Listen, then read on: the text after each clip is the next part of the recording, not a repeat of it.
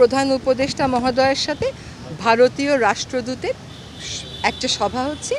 সেখানে বাংলাদেশ রাষ্ট্রের পক্ষ থেকে ভারতের কাছে জানতে চাওয়া হবে এই বন্যার কারণটা, এবং এইটা ভবিষ্যতে আমরা এড়িয়ে চলতে আন্তর্জাতিক আইনের কাঠামো এবং আমাদের সম্পাদিত চুক্তিগুলো মেনে বা আরও কোনো চুক্তি করতে হলে সেই চুক্তিগুলো করে কিভাবে এড়িয়ে চলতে পারি সে বিষয়টা নিয়ে রাষ্ট্রীয় পর্যায়ে আলোচনা হচ্ছে।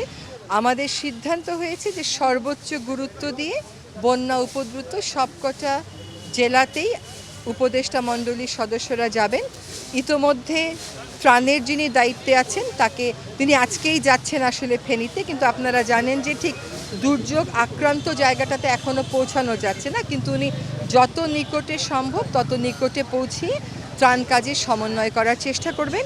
এবং আমাদের মধ্যেও একটা সমন্বয় আনতে হবে, যেমন ত্রাণ, পানি, কৃষি, মৎস্য, এই সমন্বয়ের ব্যাপারটা নিয়ে আমাদের সর্বোচ্চ আলোচনা করা হয়েছে, আমাদের অনেক আলোচনা করা হয়েছে।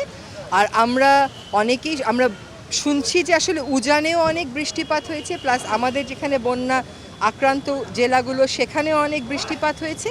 তো এই ধরনের ফ্ল্যাশফ্লাডগুলোর ক্ষেত্রে কী ধরনের আগাম সতর্কতা আমরা পেতে পারি, আমাদেরকে আগাম সতর্ক করা হয়েছিল কিনা, ভবিষ্যতে এই ধরনের পরিস্থিতি এড়াতে রাষ্ট্রগুলো কিভাবে কাজ করতে পারে, কি সুনির্দিষ্ট পদক্ষেপ নিতে পারে সে বিষয়ে কথা বলতে আজকে আমাদের মাননীয় প্রধান উপদেষ্টার সাথে ভারতীয় রাষ্ট্রদূতের এখন একটি বৈঠক হবে। এটা হলো বন্যা পরিস্থিতি, এবং এখানে বলা হয়েছে যে যতক্ষণ পর্যন্ত বন্যা উপদ্রুত সকল মানুষের ক্ষয়ক্ষতি ঠিক করে নিরূপণ করা না হবে এবং যতক্ষণ পর্যন্ত এটার পুনর্বাসনের পূর্ণ ব্যবস্থা না করা হবে, এটা সবসময় আমাদের নজরদারিতে থাকবে।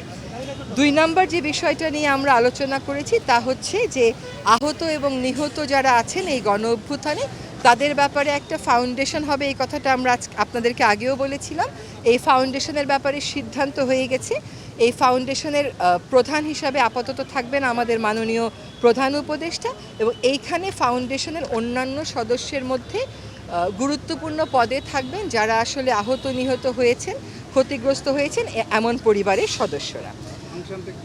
ফাংশনটা হবে মূলত যে যারা আহত নিহত হয়েছে তাদের চিকিৎসা, পুনর্বাসন, একই সাথে এই গণ অভ্যুত্থানের স্মৃতিটা ধরে রাখা, যাতে প্রজন্ম থেকে প্রজন্ম জানতে পারে যে আসলে কি হয়েছিল।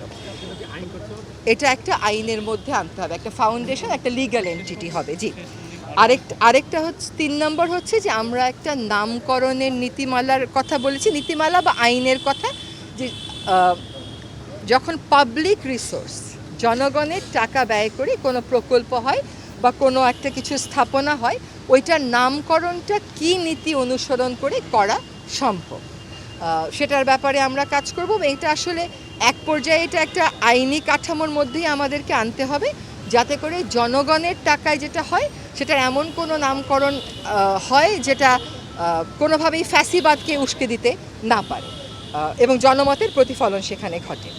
আরেকটা বড় সিদ্ধান্ত হয়েছে যে আমরা একটা কমিশন করব। সেই কমিশনটা হচ্ছে কমিশন অন এনফোর্সড ডিসঅ্যাপিয়ারেন্স, মানে যারা বিভিন্ন সময়ে গুম হয়েছেন সেই গুমের কারণ কী, কারা তার জন্য দায়ী, সেই জিনিসগুলো তদন্ত করে দেখবে। এই কমিশনটা হওয়ার ব্যাপারে আজকে একটা নীতিগত সিদ্ধান্ত হয়েছে।